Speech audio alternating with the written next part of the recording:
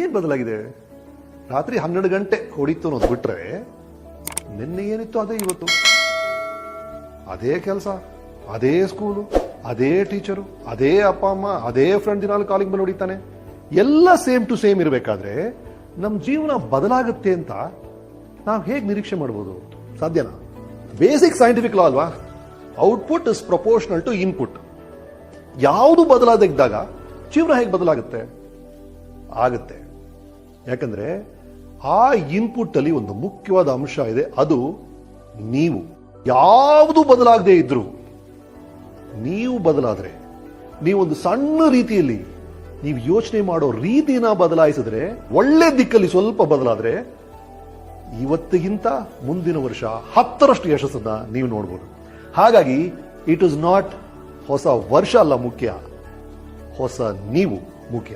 ನಾನು ಏನ್ ಹೇಳ್ತಾ ಇದ್ದೀನಿ ಅಂದ್ರೆ, ಫಸ್ಟ್ ಆಫ್ ಆಲ್ ಯಾವುದೋ ಒಂದು ವಿಷಯದ ಬಗ್ಗೆ ನೀವು ಯೋಚನೆ ಮಾಡುವಂತ ರೀತಿ, ಇಂಗ್ಲಿಷ್ ನಾವು ಆಟಿಟ್ಯೂಡ್ ಅಂತ ಹೇಳ್ತೀವಿ. ಅಂದ್ರೆ ಒಬ್ಬ ಟೂರಿಸ್ಟ್ ಬಂದಂತೆ ಹೊಸದಾಗಿ ಊರಿಗೆ, ಅಲ್ಲಿ ಏನೋ ಒಂದು ಕನ್ಸ್ಟ್ರಕ್ಷನ್ ಕೆಲಸ ನಡೀತಾ ಇತ್ತು. 3 ಜನ ಕೆಲಸ ಮಾಡ್ತಿದ್ರು, ಕೂಲಿ ಕೆಲಸದವರು. ಮೊದಲೇ ಅವನು ಕರೆದವನು, ಏನೇ ಮಾಡ್ತಿದ್ಯಾ ಅಂದ. ಅಯ್ಯಾ, ಬೆಳಗಿಂದ ಸಂಜೆವರೆಗೂ ದುಡಿತೀನಿ, ಈಡಿಕೆ, ಕಲ್ಲು, ಸಿಮೆಂಟು, ಇವ್ರು ಕೊಡೋ ಜುಜ್ಬಿ ಸಂಬಳಕ್ಕೆ ಬೆಳಗಿಂದ ಸಾಯಂಕಾಲ ಸಾಯ್ಬೇಕು ಅಂದಂತೆ. ಎರಡನೇ ಅವನು ಕೇಳ್ದ, ಏನು ಮಾಡ್ತಿದ್ಯಾ? ಅವ್ನು ಹೇಳ್ದೆ, ಸಾರ್ ಬೆಳಗಿಂದ ಸಂಜೆವರೆಗೂ ದುಡಿತೀನಿ ಸರ್, ಸ್ವಲ್ಪ ದುಡ್ಡು ಕೊಡ್ತಾ ಸರ್, ಮನೆಗೆ ಹೋಗ್ತೀನಿ ಸರ್, ಹೆಂಡತಿ ಮಕ್ಕಳು ಸಾಕ್ತೀನಿ ಸರ್, ನಿಜವಾಗ್ಲೂ ನಮ್ಮ ಯಜಮಾನ ಚೆನ್ನಾಗಿರ್ಬೇಕು ಸರ್ ಅನ್ನಂತೆ. 3ನೇ ಅವನು ಕೇಳ್ದ, ಏನ್ ಮಾಡ್ತಿದ್ದೆ? ದೇವಸ್ಥಾನ ಕಟ್ತಿದೀವ್ರಿ, ಇಡೀ ರಾಜ್ಯಕ್ಕೆ ಬೆಸ್ಟ್ ದೇವಸ್ಥಾನ ಆಗುತ್ತೆ ರೀ, ಒಳಗೆ ದೇವ್ರು ಇರ್ತಾರ್ರಿ, ಎಲ್ಲ ಪೂಜೆ ಮಾಡ್ತಾರೆ, ಕ್ಯೂ ನಿಲ್ತಾರೆ ಭಕ್ತರು ಅನ್ನಂತೆ. ಮಾಡ್ತಿರೋದು ಅದೇ ಕೆಲಸ. ಒಬ್ಬ ಗುಣುಕ್ತಾ ಕೊರುಕ್ತಾ ಅವನ ಕೆಲಸದ ಬಗ್ಗೆನೇ ಒಂದು ಕಂಪ್ಲೇಂಟು. ಇನ್ನೊಬ್ಬನಿಗೆ ಅಟ್ಲೀಸ್ಟ್ ಒಂದು ಗ್ರಾಟಿಟ್ಯೂಡ್ ಇದೆ, ಅಯ್ಯೋ ನಾನು ಇದನ್ನ ಸಂಪಾದನೆ ಮಾಡ್ತಿದ್ದೀನಿ, ನನ್ನ ಜೀವನ ಇದರಿಂದ ನಡೀತಾ ಇದೆ ಅಂತ ಒಂದು ಥ್ಯಾಂಕ್ಸ್ ಇದೆ. ಆದ್ರೆ 3ನೇ ಅವನಿಗೆ ಅದು ದೇವಸ್ಥಾನ, ಅದು ಬರೀ ಕೆಲಸ ಅಲ್ಲ. ಹಾಗಾಗಿ ನೀವು ಮಾಡುವಂತ ಕೆಲಸವನ್ನ ನೀವು ಹೇಗೆ ನೋಡ್ತೀರಿ ಅನ್ನೋದೇ ಬಹಳ ಬಹಳ ಮುಖ್ಯ ಆಗುತ್ತೆ. ಅದೇ ಅಡಿಗೆ ಮನೆ ಕೆಲಸನ ಕೆಲವರು, ಆಹಾ ನನ್ನ ಗಂಡ ಬರ್ತಾನೆ ಮನೆಗೆ, ಅವನು ನಾನು ಮಾಡಿಸ್ತಾ ಇದ್ದೀನಿ, ಎಂತ ಅದ್ಭುತವಾದ ಕೆಲಸ ಅನ್ಸುತ್ತೆ, ಇನ್ನು ಕೆಲವರು ಗುಣತಾನೇ ಮಾಡ್ತಿರ್ತಾರೆ, ಅದೇ ಕೆಲಸ. ಹಾಗಾಗಿ ನೀವು ಮಾಡುವಂತ ಯಾವುದೇ ವಿಷಯವನ್ನ ಮನಸ್ಫೂರ್ತಿಯಿಂದ ಮಾಡಿದಾಗ, ಹೃದಯ ತುಂಬಿ ಮಾಡಿದಾಗ, ಅದನ್ನ ಪ್ರೀತಿಸಿ ಮಾಡಿದಾಗ, ಕಾಯಕವೇ ಕೈಲಾಸ ಅನ್ಕೊಂಡು ಮಾಡಿದಾಗ ಅದರ ರಿಸಲ್ಟೇ ಬೇರೆ. So the first thing is attitude. ನೀವು ಒಂದು ವಿಷಯನ ಹೇಗೆ ನೋಡ್ತೀರಿ, ನಿಮ್ ಕೆಲಸ ಮಾತ್ರ ಅಲ್ಲ, ಎಲ್ಲ ವಿಷಯದ ಬಗ್ಗೆನೂ ನೀವು ಪಾಸಿಟಿವ್ ಆಗಿ ನೋಡಿದ್ರೆ, ಆಹಾ ಜಗತ್ತೆಲ್ಲ ಚೆನ್ನಾಗಿದೆ, ಎಲ್ಲರೂ ಸಹಾಯ ಮಾಡ್ತಾರೆ, ತುಂಬಾ ಜನ ಒಳ್ಳೆಯವರು ಇದಾರಪ್ಪ ಅಂದ್ರೆ ನೀವು ಅನ್ಕೊಂಡ್ರೆ ಅದು ಸತ್ಯ. ಎಲ್ಲ ಬರೀ ಫ್ರಾಡ್ಗಳು, ಎಲ್ಲ ಕೆಟ್ಟವರು ಮಾತ್ರ ನೀವು ಅನ್ಕೊಂಡ್ರೆ ಅದು ಸತ್ಯ. ನೀವು ಒಳಗೆ ಏನ್ ಅನ್ಕೋತಿರೋ ಅದೇ ಜಗತ್ತು. ಹೊಸ ವರ್ಷದಲ್ಲಿ 2ನೇ ಮುಖ್ಯವಾದ ಪಾಯಿಂಟ್, ನಿಮ್ ಬಗ್ಗೆ ನಿಮಗೆ ಇರುವಂತ ಇಮೇಜ್. ಒಬ್ಬರು ಒಂದು ಇಮೇಜ್ ಅಲ್ವಾ, ಇವರು ಆಕ್ಷನ್ ಹೀರೋ, ಅವರು ರೊಮ್ಯಾಂಟಿಕ್ ಹೀರೋ, ಇವರು ಕಾಮಿಡಿ ಹೀರೋ ಅಂತ ಬೇರೆ ಬೇರೆ ಇಮೇಜ್ಗಳಿದೆ ಅಲ್ವಾ. ಅದೇ ತರ ನಿಮ್ಮ ಬಗ್ಗೆ ನಿಮಗೆ ಇರುವಂತ ಇಮೇಜ್ ಯಾವುದು ಅನ್ನೋದೇ ಮುಖ್ಯ. ಎಷ್ಟೊಂದು ಜನ, ನಾನು ತುಂಬಾ ಸಣ್ಣ, ನಾನು ದುಮ್ಮ, ನಾನು ಸೋಡಾ ಬುಡ್ಡಿ, ನಾನು ಕರಿಯ, ಇದು ಬರೀ ತಮ್ಮ ಬಗ್ಗೆ ತಾವೇ ಅನುಮಾನ ಪಡ್ಕೊಂಡು ಒಂದು ಕೀಳರಿಮೆ ಶುರು ಆಗ್ತಿದೆ. ಅದರ ಅಗತ್ಯ ಇಲ್ಲ ಅಂತ ನಾನು ಹೇಳ್ತಾ ಇದ್ದೀನಿ. ಇದನ್ನೆಲ್ಲ ದಾಟಿದ್ದು ಜೀವನ. ನೀವು ಒಳಗಿರೋ ಸತ್ವ ಮುಖ್ಯ, ನೀವು ಹೊರಗಡೆ ಹೇಗೆ ಕಾಣ್ತಾ ಇದ್ದೀರಿ ಅದೆಲ್ಲ ಮುಖ್ಯ. ಸೊ ನಿಮ್ಮ ಬಗ್ಗೆ ನಿಮಗೆ ಒಂದು ಒಳ್ಳೆ ಇಮೇಜ್ ಇರಬೇಕು. ಜೀವನದ ಎಲ್ಲಾ ಸುಂದರವಾದ ವಿಷಯಗಳಿಗೂ ಅರ್ಹತೆ ನಿಮಗಿದೆ ಅಂತ ನೀವು ನಂಬಬೇಕು. ಫಸ್ಟ್ ನೀವೇ ನಂಬಿಲ್ಲ ಅಂದ್ರೆ ನಿಮ್ಗೆ ಹೆಂಗ್ ಬರುತ್ತೆ? ಏನೇನೋ ನಂಬ್ತಿರಲ್ಲ ನೀವು ಈ ಧರ್ಮ ನಂಬ್ತೀರಿ, ಆ ಧರ್ಮ ನಂಬ್ತೀರಿ, ಅಥವಾ ಈ ದೇವರು ನಂಬ್ತೀರಿ, ಆ ದೇವರು ನಂಬ್ತೀರಿ, ಈ ಸಿದ್ಧಾಂತವನ್ನು ನಂಬ್ತೀರಿ, ಆ ಸಿದ್ಧಾಂತವನ್ನು ನಂಬ್ತೀರಿ. ಆ ನಂಬಿಕೆಗಳಿಂದ ಕೆಲವು ಟೈಮ್ ನಿಮ್ಗೆ ಅನುಕೂಲ ಆಗಿದೆ, ಕೆಲವು ಟೈಮ್ ನಿಮ್ಗೆ ತೊಂದರೆ ಆಗಿದೆ. ಎಷ್ಟೊಂದು ನಂಬಿಕೆ ಇದೆಯಲ್ಲ, ಈ ನಂಬಿಕೆ ಎಲ್ಲ ಇರಲಿ, ಇದೆಲ್ಲ ಬೇಡ ಅಂತ ಹೇಳ್ತಿಲ್ಲ. ಇದ್ರ ಜೊತೆ ಒಂದು ಹೊಸ ನಂಬಿಕೆ ಈ ಹೊಸ ವರ್ಷದಲ್ಲಿ ಶುರು ಆಗ್ಲಿ. ನಿಮ್ಮನ್ನ ನೀವು ನಂಬಬೇಕು. ಮೊದಲು believe in your self, that is the basic thing. So ನಿಮ್ಮಲ್ಲಿ ಒಂದು ಆತ್ಮವಿಶ್ವಾಸ ಇದೆ, ನಿಮ್ಮನ್ನು ನೀವು ನಂಬ್ತೀರಿ, ಅದು ಜಂಬ ಅಲ್ಲ, it is very very correct estimate of your self ಅಂತ ಅನ್ಕೋಣ. ನಿಮ್ಮೊಂದು ಅದ್ಭುತವಾದ ಆಟಿಟ್ಯೂಡ್ ಇದೆ ಅಂತ ಅನ್ಕೋಣ, ಆದ್ರೆ ಅದು ಸಾಲಲ್ಲ. ಇನ್ನೂ ಕೆಲವು ವಿಷಯಗಳು ಬೇಕಾಗುತ್ತೆ. ನಿಮ್ಮ ತಲೆಯಲ್ಲಿ ಅದ್ಭುತವಾದ ಐಡಿಯಾಗಳಿರ್ಬೋದು. ನೀವು ರೋಡಲ್ಲಿ ನೋಡ್ತಿರಲ್ಲ, 1000 ಜನ ಇದ್ರಲ್ಲ, ಆ 1000 ಜನ ತಲೆಯಲ್ಲೂ ಒಬ್ಬೊಬ್ಬನ ತಲೆಯಲ್ಲಿ ಒಂದು ಐಡಿಯಾ ಇದೆ ರೀ, ಖಂಡಿತವಾಗ್ಲೂ ಇದೆ, ಒಂದು ಅದ್ಭುತವಾದ ಐಡಿಯಾ ಇದೆ. ಐಡಿಯಾಗಳೇನು ಕೊರತೆನೇ ಇಲ್ಲ ಎಲ್ಲೂ, ಆದ್ರೆ ಆ ಐಡಿಯಾನ ಕಾರ್ಯರೂಪಕ್ಕೆ ತರಬೇಕು. ನಾನೊಬ್ಬ ಡೈರೆಕ್ಟರ್ ಆಗಿ ದಿನಾಲು ಬೆಳಗ್ಗೆ ಆಕ್ಷನ್ ಅಂತಿರ್ತೀನಿ. Action, that is the most important thing. ಬರೀ ಐಡಿಯಾ ತಲೆಯಲ್ಲಿ ಉಳಿದ್ರೆ ಏನರ್ಥ ಇದೆ? ಕಾರ್ಯರೂಪದಲ್ಲಿ ಆ ಐಡಿಯಾ ಬರಲಿಲ್ಲ ಅಂದ್ರೆ ಐಡಿಯಾ ಇದ್ದಿದ್ದು ವೇಸ್ಟ್.